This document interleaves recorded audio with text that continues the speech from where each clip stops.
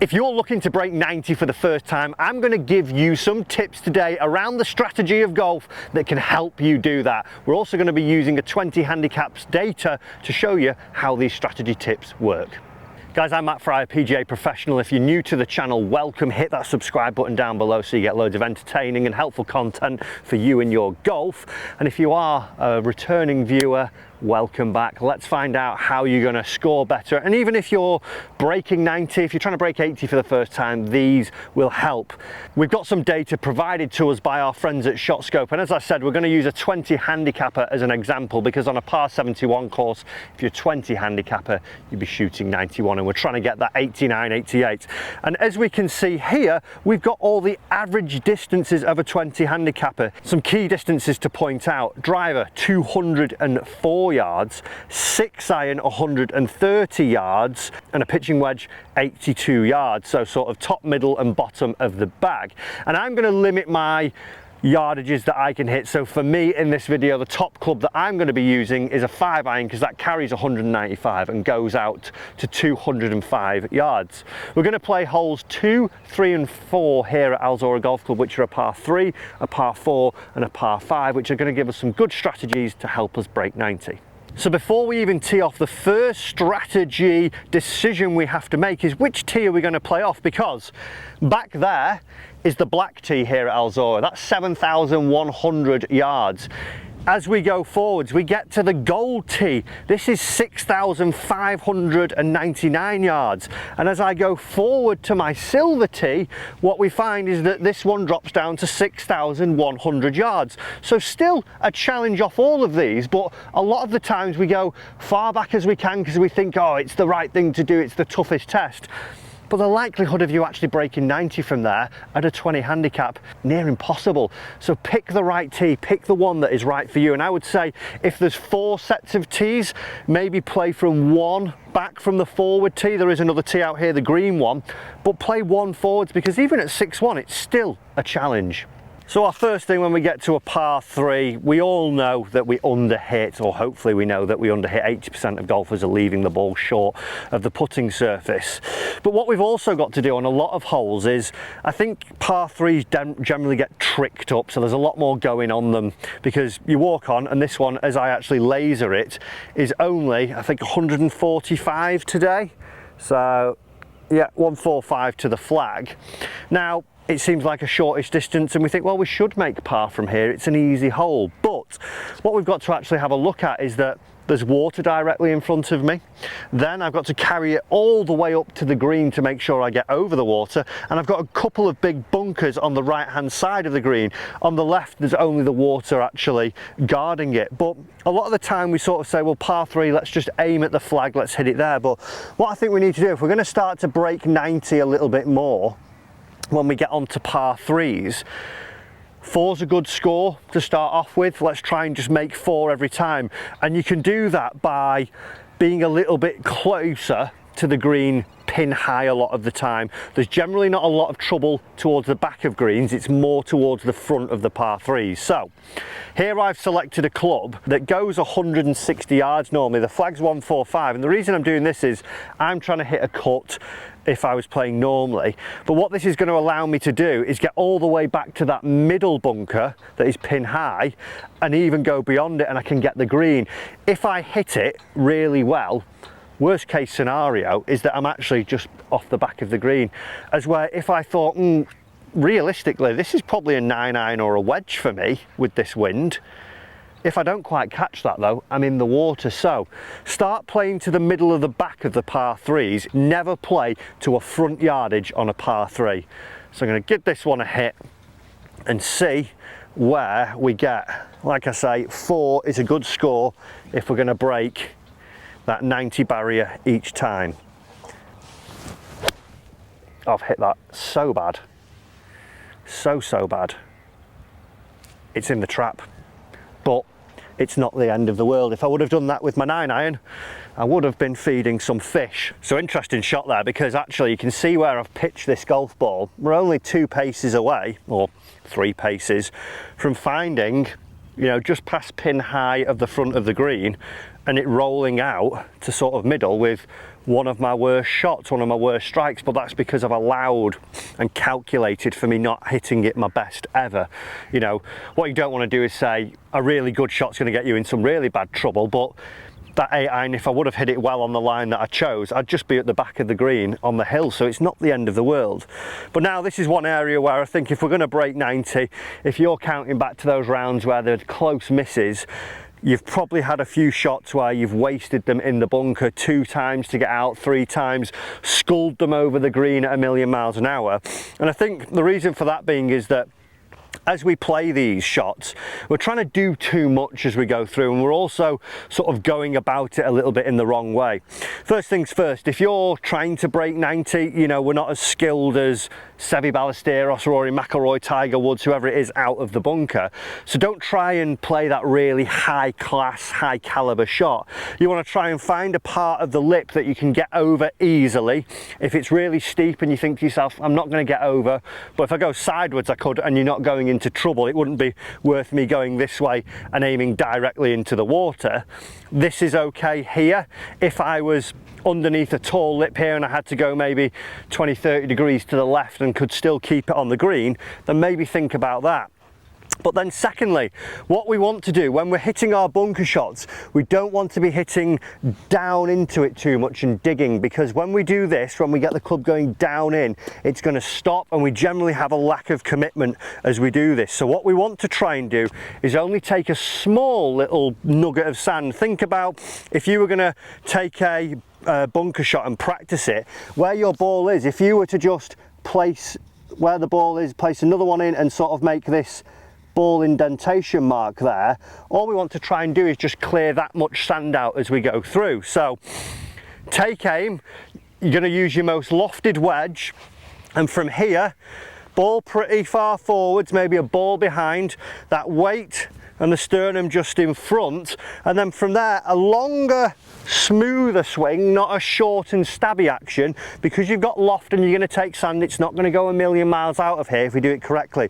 We're just trying to take this ball indentation of sand out, and that will just pop the ball into the middle of the green. Weight slightly forwards, I'm going to take that ball indentation, off it pops. Yes, it's not as close as we would like, but 2 putts, I make my bogey and I break my 90. So just make sure we're doing that long and smoother, stay committed, and take that little ball indentation out of the sand. So when we get onto the green, I think the big thing for me here is you've got to go and practice these. A lot of amateurs that I teach, when we have a consultation and we talk about how is your putting, it's always, yeah, it's okay, you know, it's pretty good.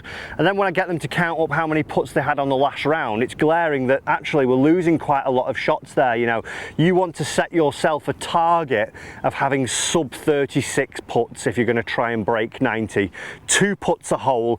If you're missing each green and you're wedging it on for 3, you have 2 putts, it's 18 bogeys, you break your 90. But just try and almost imagine that the hole would be a foot beyond where it is, because if we're leaving them short all the time, we're almost a little bit tentative. Don't race it by, and if it never gets up, it never gets in, the old saying. But just try and at least give it a chance of going in each time. On the majority of putts, especially back home in England, flattish, we could just have a go at them. Oh, and it's just gone that foot by, and now I've got a nice and simple tap in. It was a nice easy 4 with, realistically, not too many great golf shots in there. So try and do that on those par 3s. We're going to start to make those bogeys. There's one for me ticked off just by doing a few simple things. So the next thing we need to do, and this is where I think we can save a lot of shots without even working on correcting our slice, our hook, our directional control, is understand when we get onto par 4s and par 5s what trouble is actually out there. Because the amount of times I've played golf with people, we walk onto a hole like this one here, the 3rd, which is 391. There is 4 bunkers in play, and there's also the water here.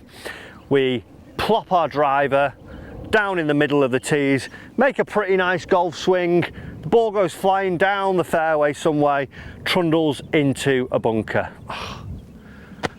Why did that go in there? I hit that pretty well. That's it's unfair, that, isn't it?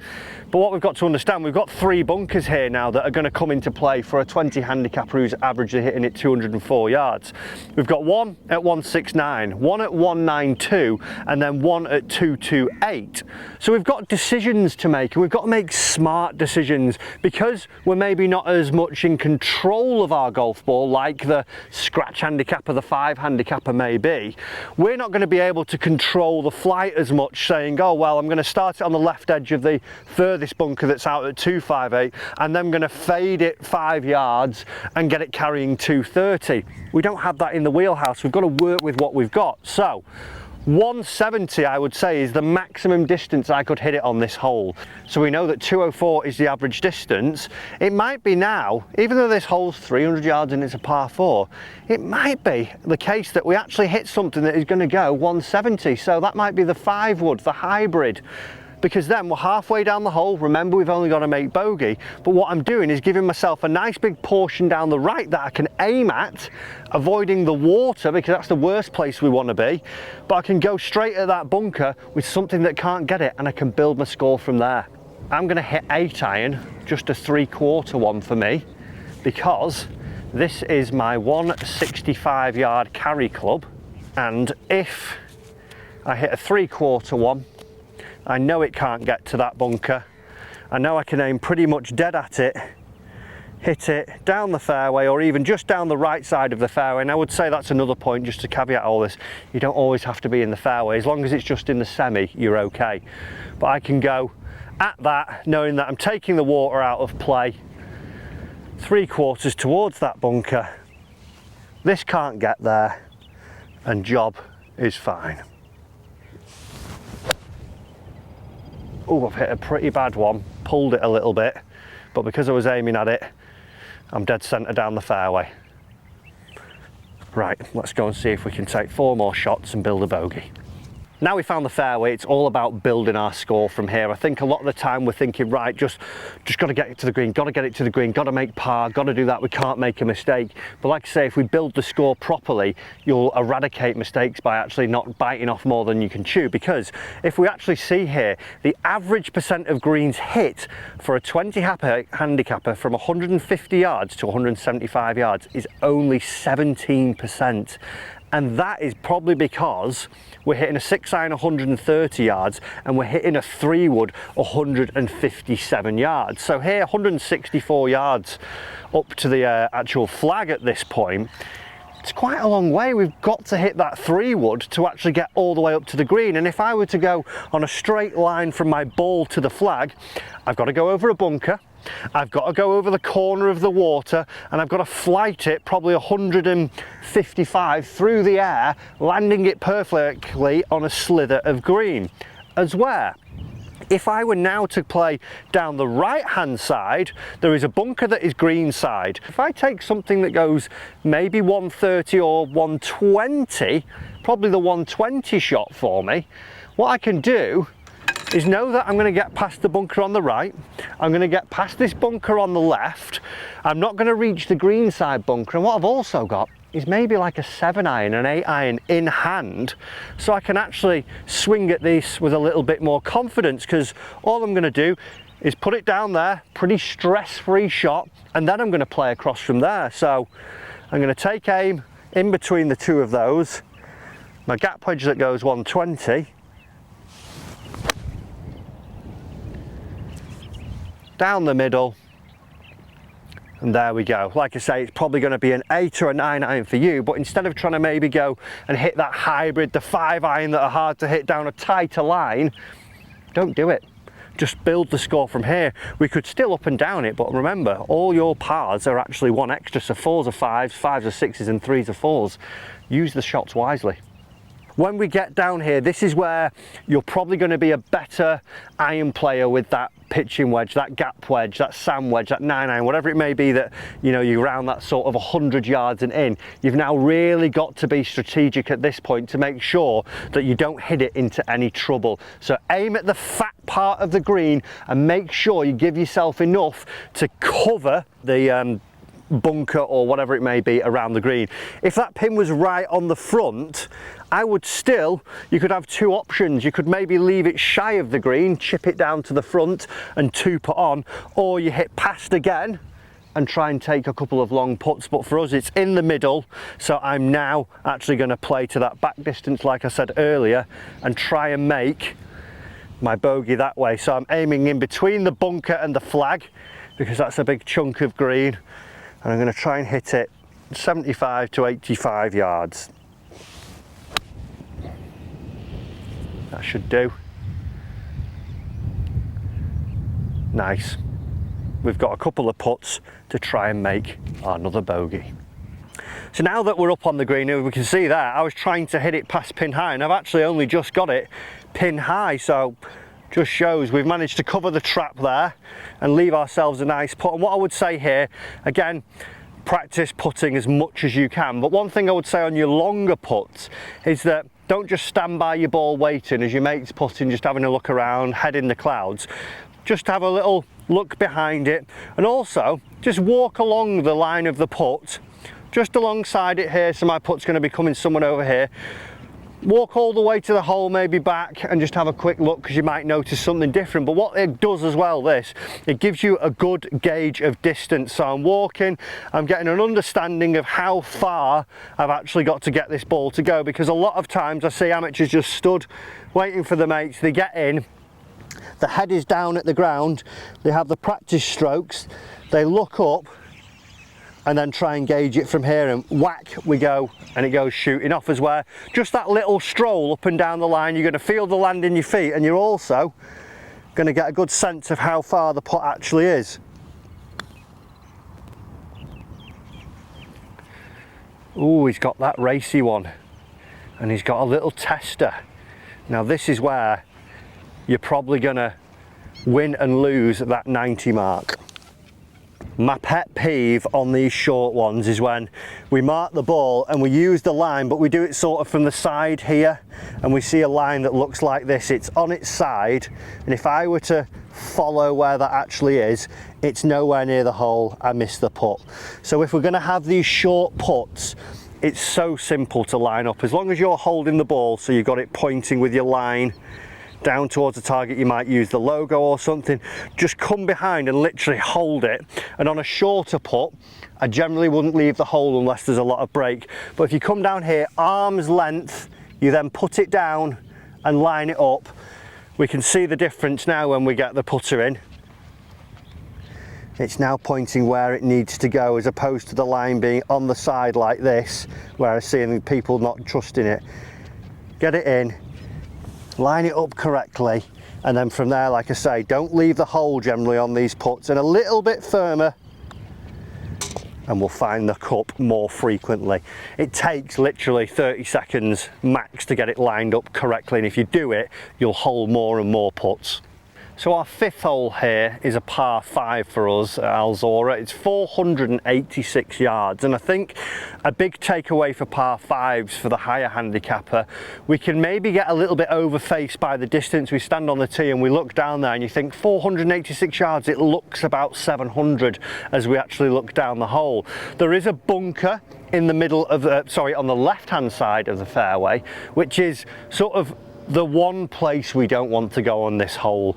We will generally see a bit like we saw on the third hole. There'll be lots of bunkers on these holes a lot of the time, or there'll be water. But a good way to think about it, we know that 20 handicapper's 6 iron averagely goes 130 yards. We said that a par 5 should be a par 6 for you. If you hit that 6 iron 4 times and you hit it nicely, you're going to be 35 yards over the back of this green. So instead of trying to hit it miles off the tee to start with, just try and put it in a position where we could then advance at least 2 6 irons down the hole. So for us, the one place we do not want to go is that bunker on the left. Fortunately, it's just out of reach. But if you hit an absolute belter and it was downwind and it ran a little bit, you might get into it. So for me, there's a world of fairway to the right. Even if I hit a big slice, there's even another golf hole out there.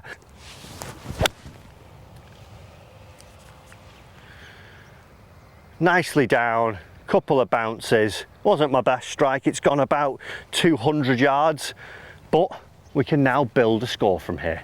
So we found the fairway, and also another thing that I would say is when you're out here, look at the lie of the land as well, because I hit this up the right and didn't really take into account that the ball, the fairway was right to left, and it's actually moved it back down to the middle. So even when we're doing this and aiming maybe off to one side, it could help you and bring it back. It could alleviate your slice, it could work for you, or it could work against you. If it was a left to right fairway and I was doing that, it's going to shoot off, so make sure you check that out as well. But that 486 yard hole, we've now got 310 yards to the green. So 6 iron goes 130. I'm going to hit my pitching wedge, which is a 135 club. And I think again here, before we try and do this, I see a lot of 3 woods, I see a lot of 5 woods, I see a lot of topped shots and duff shots, because we're trying to get as much out of it as we can. And the thing here is, there's a big set of reeds just in the mangrove there. If I were to hit a good 3 wood, and because the ball would be above my feet here, the ball for a right-handed player more than likely wants to work a little bit right to left, and generally we'll see an out-to-wing swing path. So we would be setting it off, and you could hit your best one and get it going 157 yards. Next thing you're in the reeds. So again, I'm going up the right-hand side, and I'm just going to hit 130, and hopefully we can nearly get to the green maybe on the next one. But pick a spot, don't try and do it, build the score from here. Don't try and hit that 3 wood, the best ever.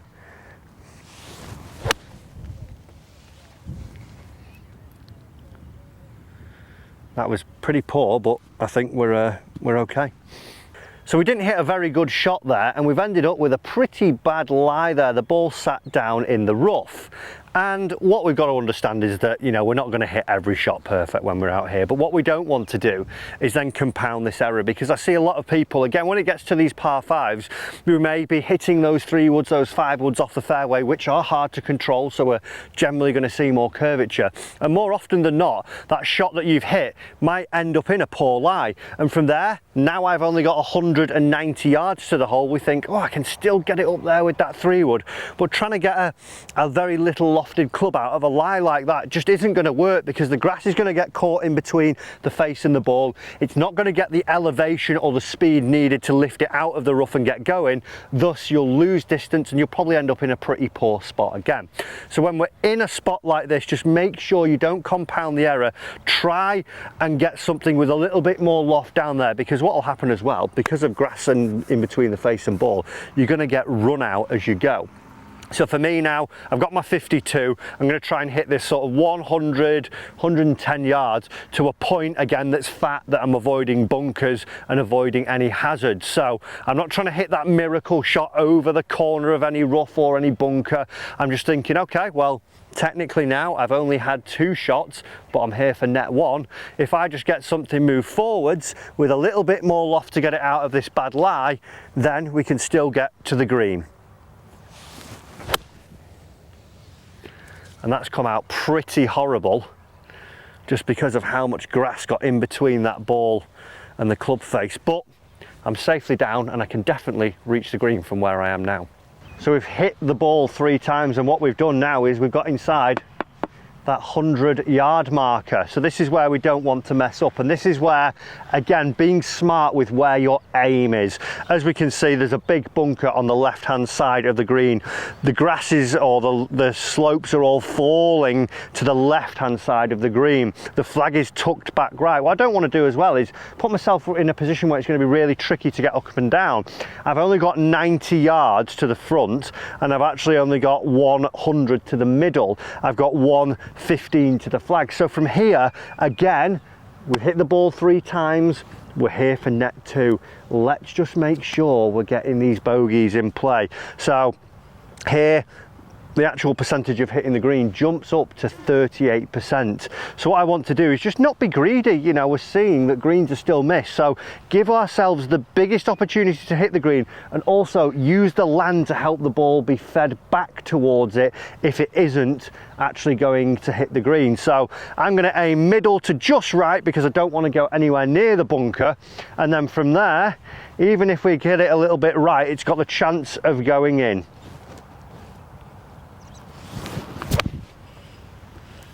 Oh, I've pushed it.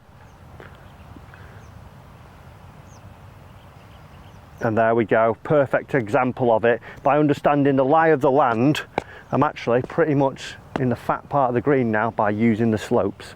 So we found the green here, and again, walking the line of the putt's always a great one. And one thing I also suggest you do is, from where your ball is, just try and identify where high spots are on the green. We know that my ball came in from the slope on the right, so that's going to suggest to me that it has right to left on it.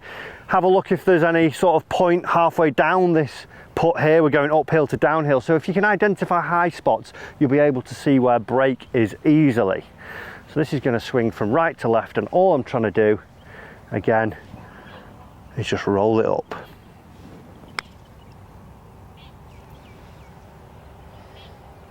Didn't equate for enough right to left, but we've got a pretty simple putt. And I think the final thing that I want you to take away from this video is that when you're trying to break 90, don't have that as your full focus, because if you have a score orientated goal, when you're out on the golf course and your score isn't going quite so well, that's when panic sets in. It might be a better practice to have a performance or a mental sort of goal as your focus for when you're out on the golf course. So it might be the case that you think, okay, well, putting's really let me down, so what I'm going to do out on the golf course is make sure that I line up all my putts from inside 6 foot and stick to that all round. That's not, don't have any 3 putts. That's something positive in terms of I need to line up to see that I are getting better. It might be a tee shot orientated goal, but if you can have more of a process goal as opposed to a score goal,